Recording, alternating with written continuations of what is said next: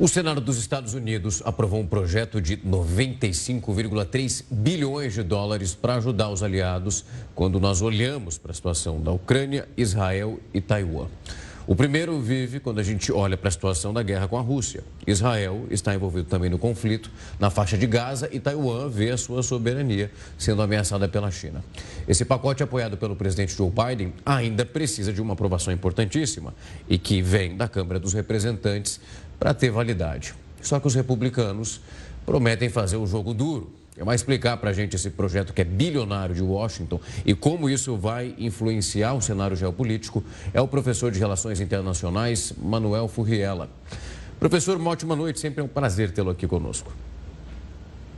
Boa noite. Professor, quando a gente olha para esse pacote, nós estamos acompanhando o presidente Joe Biden desde ali do meio do ano passado, dizendo da importância de Senado e também a Câmara dos Representantes, o que ele chama de um trabalho bipartidário, para que isso aconteça e que os projetos sejam votados. Estamos falando de um que justamente tem esse posicionamento super importante. Vimos o rito passando pelo Senado e agora a chegada na Câmara dos Representantes. Ali, professor, pelo menos o que nós estamos acompanhando até esse momento, o trabalho possivelmente não vai ter o mesmo resultado. Vimos o presidente da Câmara dos Representantes dizendo que possivelmente isso não vai passar, que esse trabalho dessas duas siglas, um trabalho bipartidário, ali não vai ser concretizado. O senhor acredita que o impasse vai ser muito maior nesse momento na Câmara do que foi no Senado?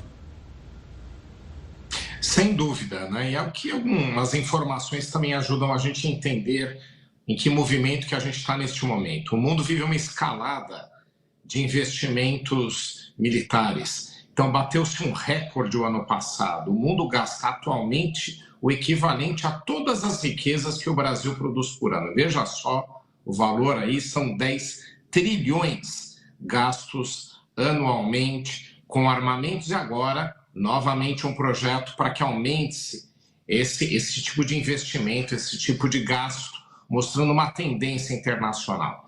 E outro fator que também é interessante é de que tudo passa quando é questão de investimento militar, quando é questão de transferência de tecnologia, quando é questão que envolva até mesmo transferência de equipamentos militares, tem que passar pelo Congresso americano, que é composto, assim como o do Brasil, por duas casas. E como vocês mencionaram, tem o Senado e a Câmara dos Representantes, que seria aí o nosso equivalente à Câmara dos Deputados. Tem que passar pelas duas casas. E como o governo de Joe Biden ele tem uma fragilidade em termos de representação em ambas, e mais especificamente na dos representantes, ele vai ter um desafio. Um desafio não somente por conta da sua fragilidade de representação, mas também porque os investidores americanos, eles têm criticado muito os Estados Unidos por conta desses gastos militares que causam problemas nas contas públicas.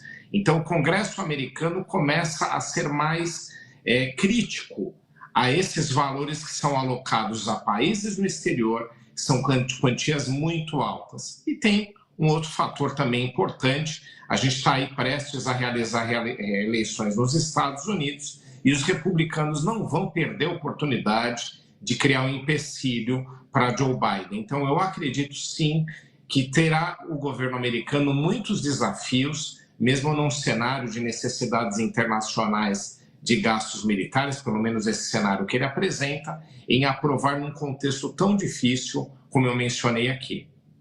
Professor, muito boa noite para o senhor. Eu queria que o senhor explicasse para a gente, por favor, essa relação dessa possível e mais provável negativa dessa proposta de ajuda à Ucrânia com os problemas que têm acontecido com relação à imigração na fronteira sul do país, ali principalmente próximo na fronteira com o México, que é onde está o maior foco de tensão nesse momento. Qual que é a relação dessa possível negativa com esse problema na fronteira? Ótimo ponto, porque muitos analistas não veem essas relações todas. São um leque de problemas na mesa do presidente da República. E como o Congresso americano também tem muito mais poder, até mesmo do que o do Congresso brasileiro, tudo passa por eles de mais relevante. Então, essa questão também está na mesa. E veja só como é delicada essa questão de alocação de recursos no exterior. Se, no caso da Ucrânia, você tiver uma diminuição dos investimentos lá, isso pode significar que a Ucrânia não vai continuar resistindo à ocupação russa. Ela não é capaz de repelir, ela não é capaz de desocupar o país, mas tem sido capaz, aí nesses 2 anos, de resistir, com apoio principalmente americano, como a gente sabe. Então é muito delicada essa questão em específico, mas a fronteira sul-americana, a fronteira com o México, tem sido aí realmente alvo de muitos problemas, porque você tem um ingresso inédito, num volume inédito de imigrantes ilegais nos Estados Unidos, principalmente pela fronteira, ou seja, você tem uma fragilidade internacional do próprio país. Então, o que você vai ter? Você vai ter os deputados e senadores americanos muito mais preocupados com essa pauta e cobrando o governo americano para alocar mais recursos para tentar minimizar, diminuir esse fluxo que nós temos tido aí no sul dos Estados Unidos, um fluxo não só de mexicanos, né? Muitos falam de mexicanos, mas você tem brasileiros junto, você tem centro-americanos, todos eles sabem que ali é o ponto mais fácil de ingressar ilegalmente nos Estados Unidos para tentar a tão sonhada imigração para muitos deles, para conseguir oportunidades em solo americano. Esse tipo de questão é que norteia principalmente o momento que nós temos agora. E por conta disso, outras questões internacionais, como as que a gente está levantando aqui, ficam em segundo plano e principalmente pela alocação de recursos. Uma concentração numa pauta muito mais doméstica que essa de fronteira americana tem norteado as principais discussões neste momento. E vai sim, concordo com a tua pergunta, nortear também e interferir, atrapalhar Joe Biden na aprovação desse pacote de ajuda a esses países aliados no exterior. Professor, quando a gente vai desmembrar esse pacote que foi divulgado ali, nós tivemos acesso a esses números, nós temos 60 bilhões destinados então para a Ucrânia e um valor de 14 bilhões, automaticamente isso seria encaminhado para Israel em caso de aprovação. Houve uma tentativa do presidente da Câmara dos Representantes pedindo para que houvesse, então, um desmembramento e que, a partir disso, eles, de alguma forma, conseguissem fazer parte dessa votação. Essa tentativa falhou. Nós vimos o presidente da Câmara dos Representantes não conseguir o quórum o suficiente para votar até esse desmembramento. Pegando um gancho na pergunta que a Renata traz, o senhor acredita que mesmo caso a política de imigração tivesse um aval da Casa Branca em relação à expectativa dos republicanos, isso poderia ser votado? Parece ali uma formatação de mais uma tentativa de causar um constrangimento ao presidente americano, não enviando a ajuda que foi informada, que poderia ser, naquele momento, ser um fortalecimento acontecendo. É mais uma tentativa de um processo eleitoral, causar uma derrota para o Partido Democrata? Sem dúvida, esse é um dos pontos, né? Você tem uma fragilidade de base do governo americano, ele não tem maioria sólida em nenhuma das casas, apesar de ter um conforto um pouco maior em uma delas. E o que você tem aí? Os republicanos aproveitando essa fragilidade também para causar problemas ao governo americano. Isso não é muito tradicional nos Estados Unidos. Geralmente, os embates políticos de eleições, eles se dão em outra esfera. Aqui no Brasil, às vezes, a gente acompanha esse tipo de cenário, onde a oposição tenta, de alguma forma, criar embaraços ao governo atual, né? O governo atual que eu digo é esse que temos agora, mas no passado também é o mesmo. É uma tradição aqui no Brasil que a política também se faça dessa forma. Estou fazendo uma crítica e sim uma constatação, mas no caso americano não era tão comum.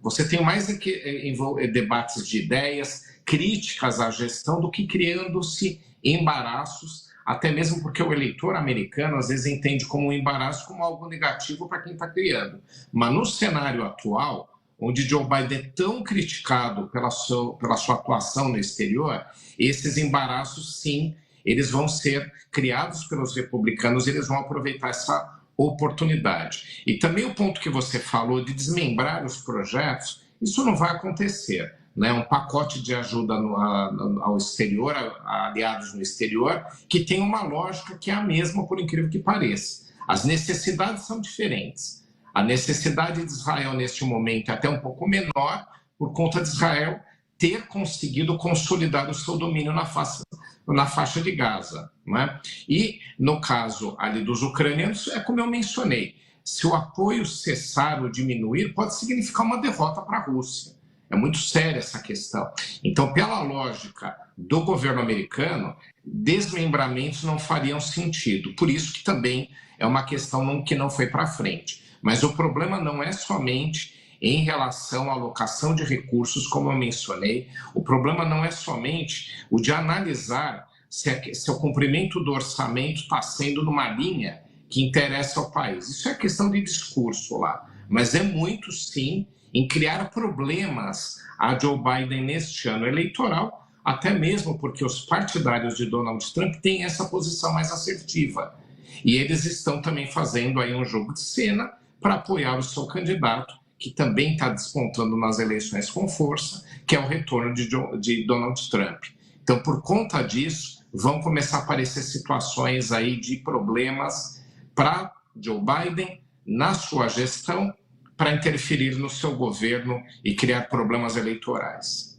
Professor, muito obrigado pelo tempo e a disponibilidade para vir aqui conversar conosco e trazer os esclarecimentos que são muito importantes para a gente acompanhar mais um capítulo desse vai e vem, isso na Câmara agora dos Representantes, envolvendo esse pacote bilionário de ajuda. Muito obrigado. Bom resto de semana para todos. Até.